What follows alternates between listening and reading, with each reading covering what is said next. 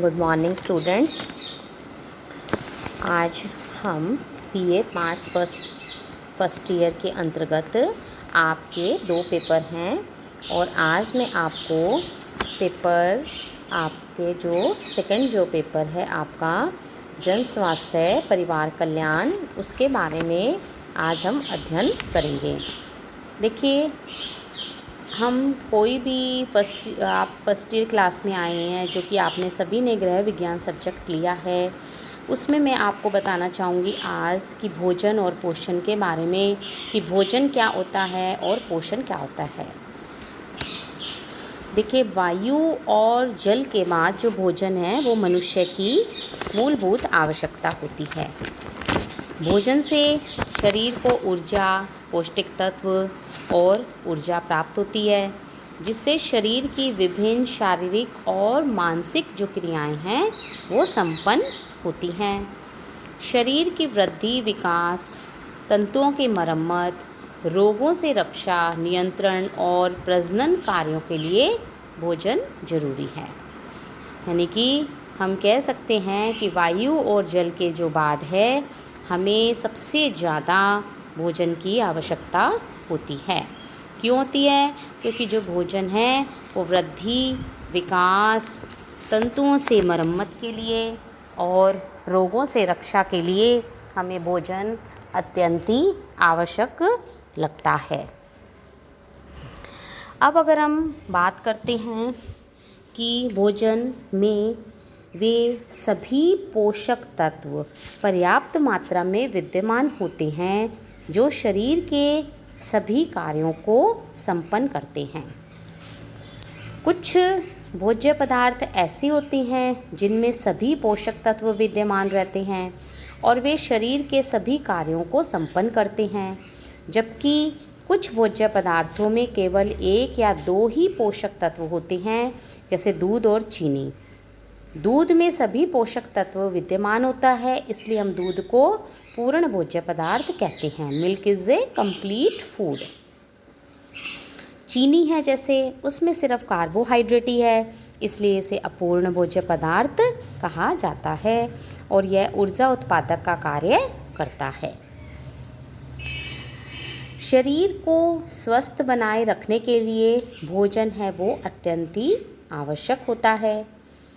हमारे शरीर की सभी मूलभूत आवश्यकताओं को भोजन ही पूरा करता है, इसलिए हमें जो है हमारा जो उद्देश्य है वो सिर्फ चटपटे या स्वादिष्ट भोजन को ही नहीं लेना होता, बल्कि हमारा जो आहार है वो संतुलित भी होना चाहिए।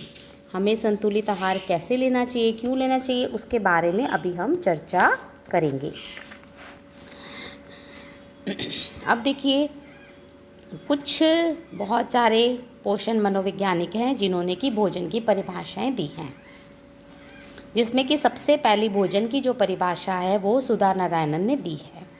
सुधा नारायणन के अनुसार जो आहार है वो कोई भी हो सकता है, ठोस भी हो सकता है या तरल भी हो सकता है, जो व्यक्ति को जीवित रहने, स्वास्थ्य को बनाए रखने में और सामाजिक और पारिवारिक संबंध की एकता के लिए, संवेगात्मक तृप्ति के लिए, सुरक्षा और प्रेम की भावना को दृढ़ करने के लिए आवश्यक होता है। मनुष्य की शारीरिक, मानसिक, संवेगात्मक और सामाजिक क्षमता के संतुलन के लिए आहार अत्यंत ही आवश्यक है। इसी कड़ी में शुभांगिनी जोशी है, उसने भी भोजन के बारे में बताया है। भोजन जीवन के लिए एक आधारीय आवश्यकता है। भोजन ही शरीर का पोषण करता है, मतलब कि बेसिक जो नेसेसिटी है वो भोजन ही है।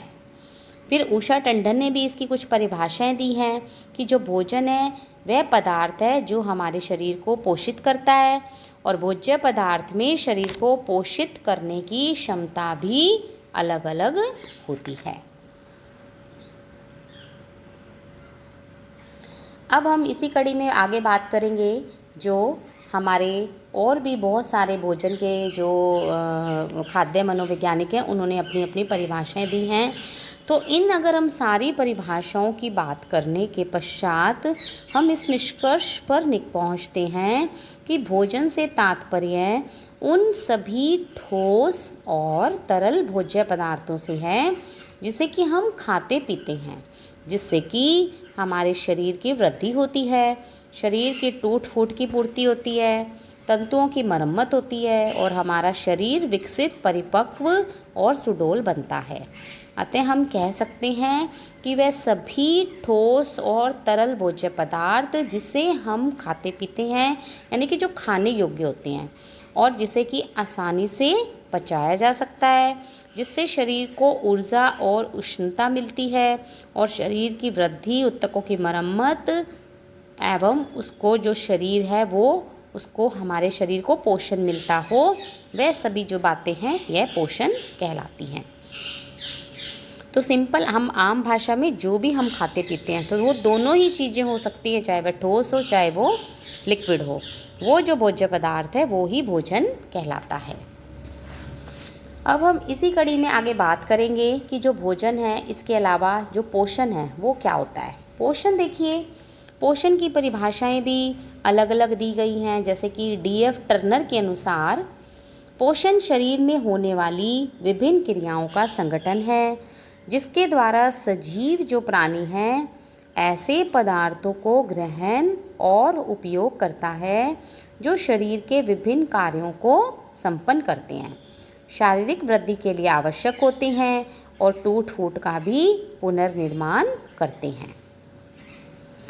सुधा नारायणन ने भी पोषण को परिभाषित करते हुए बताया कि जिन सूक्ष्म रासायनिक प्रक्रियाओं के द्वारा वो आहार के पाचन, शोषण और संग्रह के बाद उसका उपयोग शरीर के द्वारा होता है वह पोषण कहलाता है।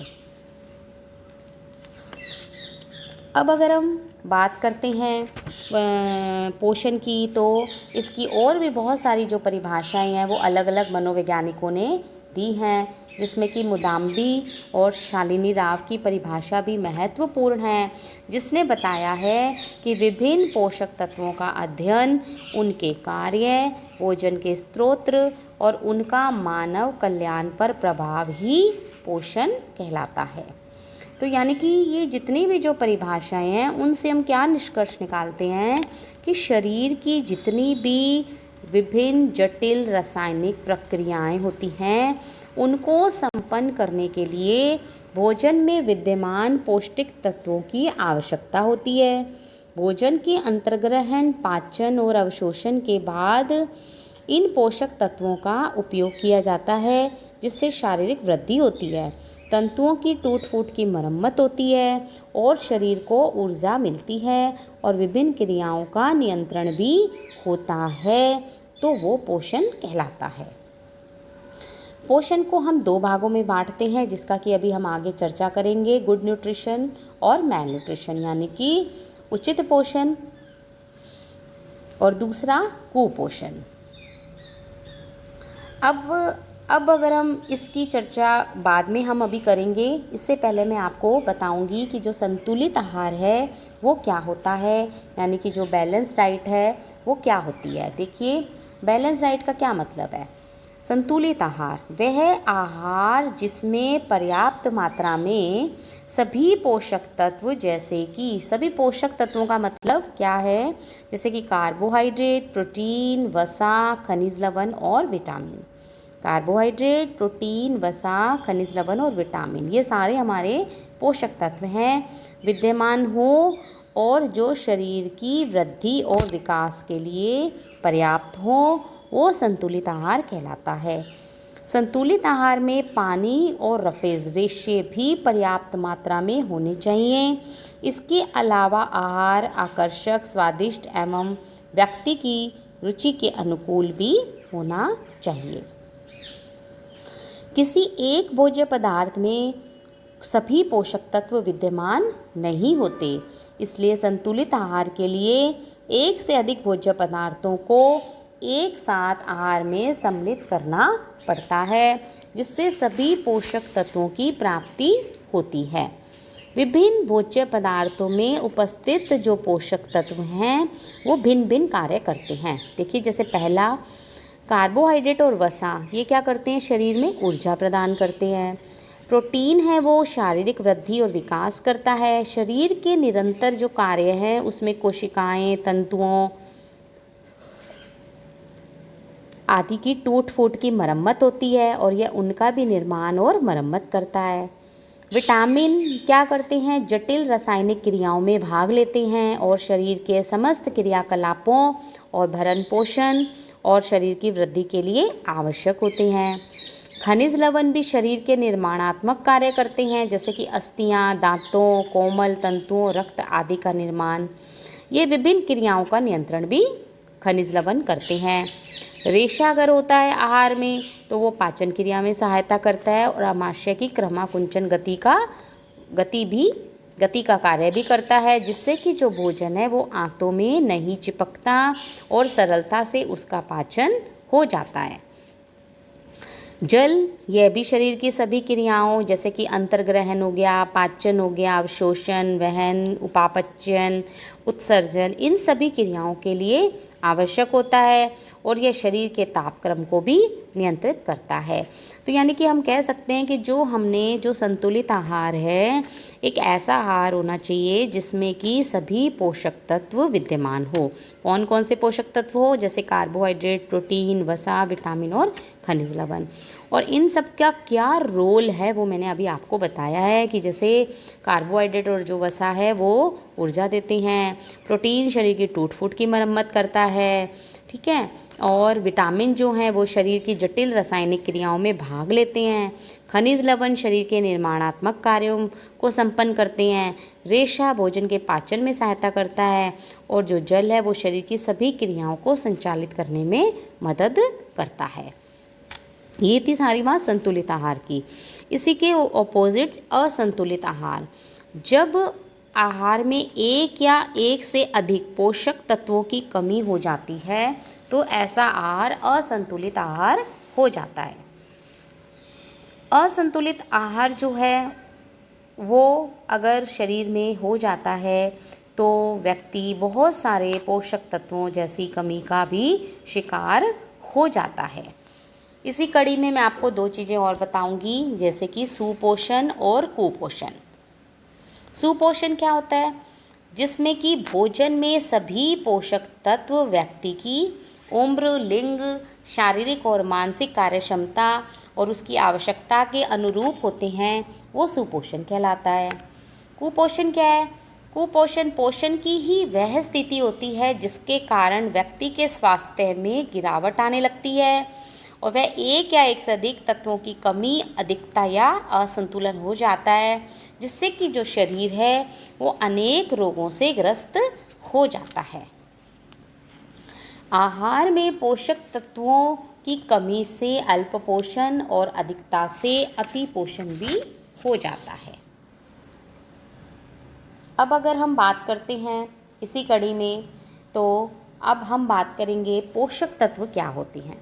देखिए, पोषक तत्वों के बारे में मैं आपको बताना पहले भी मैंने बताया है कि भोजन में अनेक जटिल रासायनिक पदार्थ होते हैं जो शरीर की वृद्धि, ऊतकों की टूट फूट की मरम्मत, रोगों से रक्षा, शरीर को ऊर्जा और नियंत्रण के लिए आवश्यक होते हैं। ये रासायनिक पदार्थ शरीर में होने वाली विभिन्न प्रकार की क्रियाओं को संपन्न करने के लिए और स्वास्थ्य को बनाए रखने के लिए उचित मात्रा में आवश्यक होते हैं, वे ही पोषक तत्व कहलाते हैं। पोषक तत्वों को देखिए, हम जो इनका जो सीक्वेंस है वो इसी क्रम में हम बांटते हैं, जैसे कि कार्बोहाइड्रेट, प्रोटीन, वसा, विटामिन और खनिज लवण। जल में किसी तरह का कोई पोषक तत्व तो नहीं होता, परंतु वो शरीर की जितनी भी जो क्रियाएं होती हैं उनको करने के लिए, संपन्न करने के लिए अत्यंत ही आवश्यक होता है। इसलिए जल को भी पोषक तत्व के रूप में सम्मिलित किया जाता है। कई बार हम इसको भी कर लेते हैं। बाकी जो पोषक तत्व होते हैं हमारे कौन से होते हैं, 5 होते हैं, कार्बोहाइड्रेट, प्रोटीन, वसा, विटामिन और खनिज लवण। ये जो पोषक तत्व होते हैं ये क्या करते हैं, ये जटिल रासायनिक पदार्थ होते हैं जो शरीर की वृद्धि, ऊतकों और की टूट फूट की मरम्मत, रोगों से रक्षा और शरीर को उष्णता और नियंत्रण के लिए आवश्यक होते हैं। और रासायनिक पदार्थ शरीर में होने वाली विभिन्न प्रकार की क्रियाओं को संपन्न करने के लिए और स्वास्थ्य को बनाए रखने के लिए उचित मात्रा में आवश्यक होते हैं, वे ही पोषक तत्व कहलाते हैं। तो आज हमने इसी कड़ी में सारे हमने करे हैं। ये जो मैंने आपको आहार एवं पोषण वाला जो यूनिट शुरू कराया है, इसमें हमें बेसिक चीज़ें पढ़नी है, जैसे भोजन क्या है, ठीक है, पोषण क्या है और आहार क्या है। आहार के अंतर्गत दो बातें हैं, संतुलित आहार और असंतुलित आहार। असंतुलित आहार हो जाता है तो कुपोषित हो जाता है। और पोषक तत्व क्या होते हैं, इनकी जस्ट आपको सिर्फ डेफिनेशंस और इनका मीनिंग मतलब कि इनका क्या अर्थ होता है, क्या परिभाषाएं होती हैं, सिर्फ वो ही हमें अध्ययन करना है। धन्यवाद।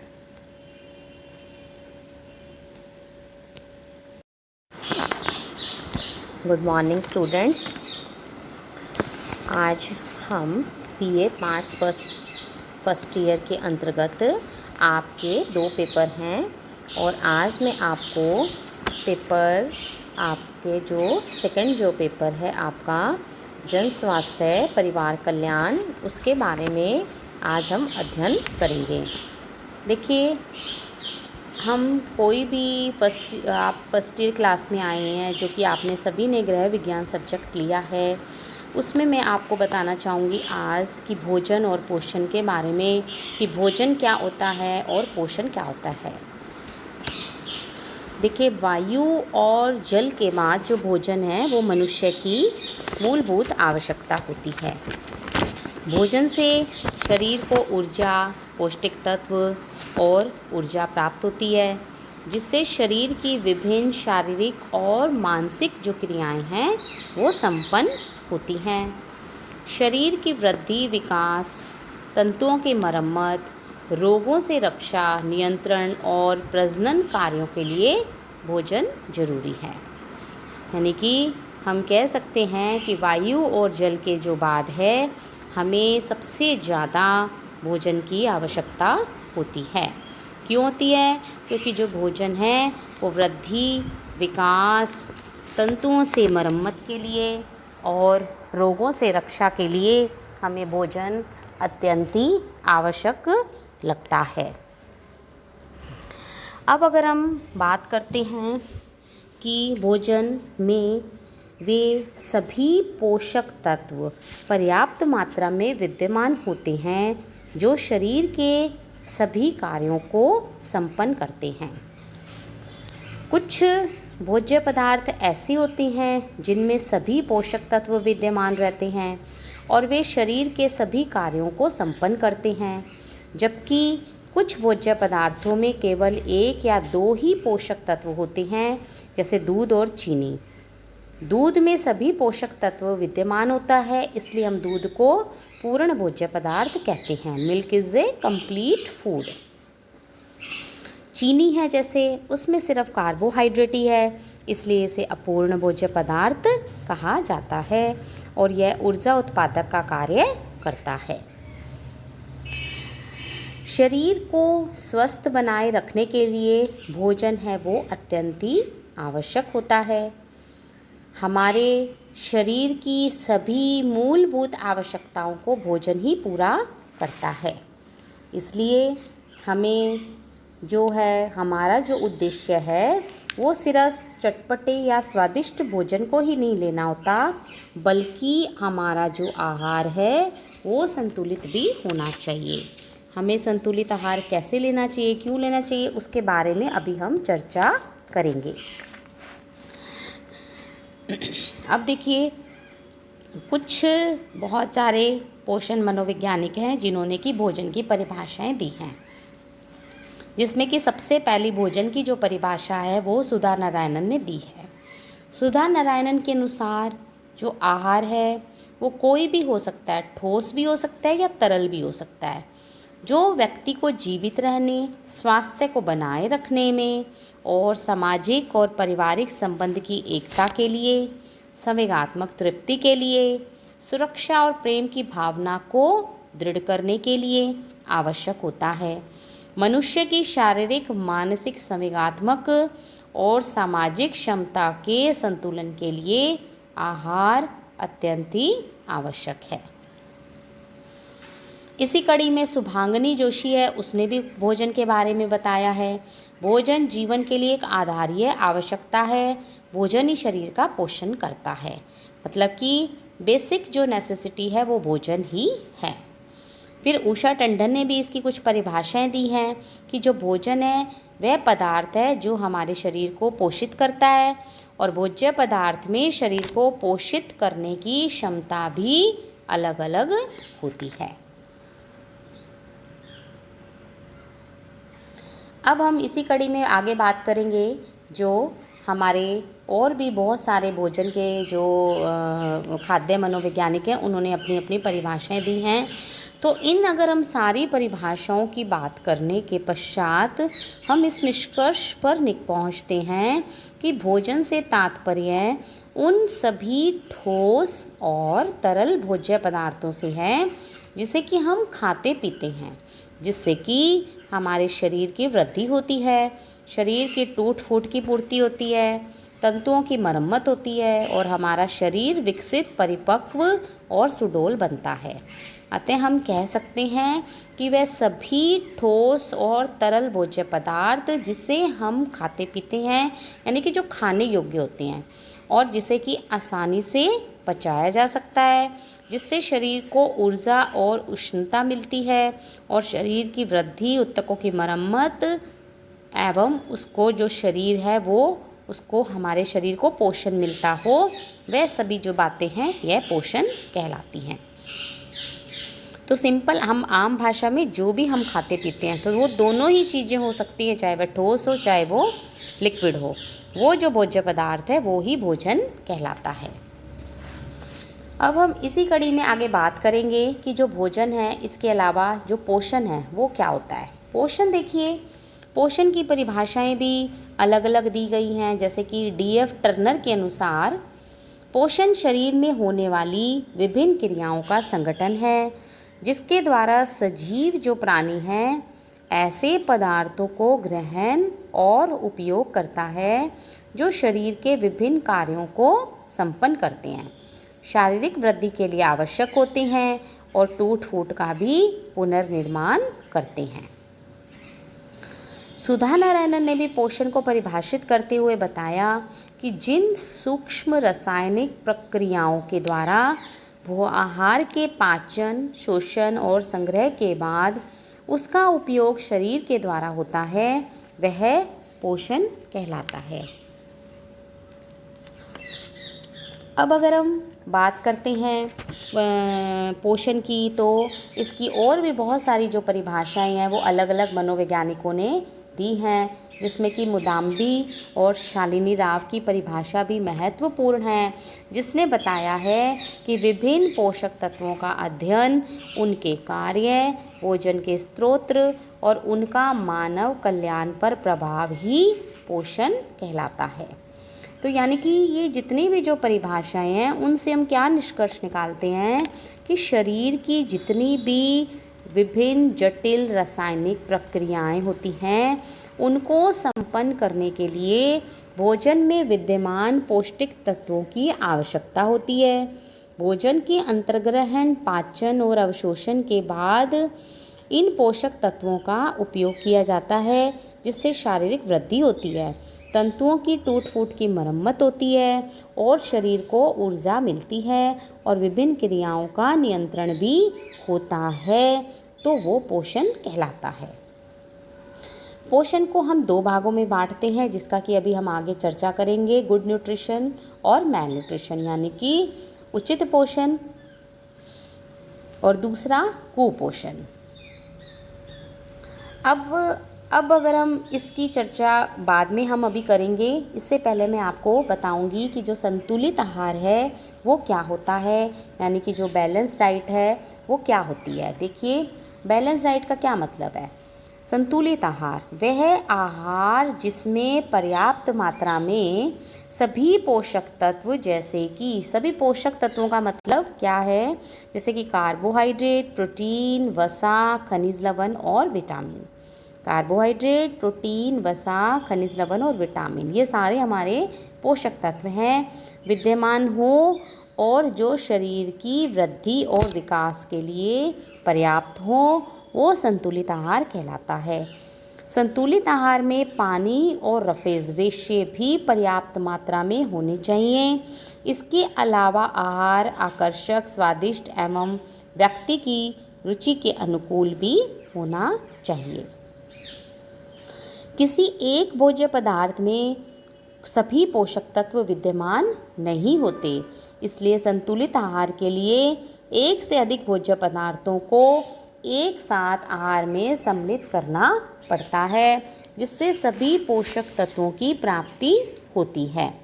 विभिन्न भोज्य पदार्थों में उपस्थित जो पोषक तत्व हैं वो भिन्न भिन्न कार्य करते हैं। देखिए, जैसे पहला कार्बोहाइड्रेट और वसा, ये क्या करते हैं, शरीर में ऊर्जा प्रदान करते हैं।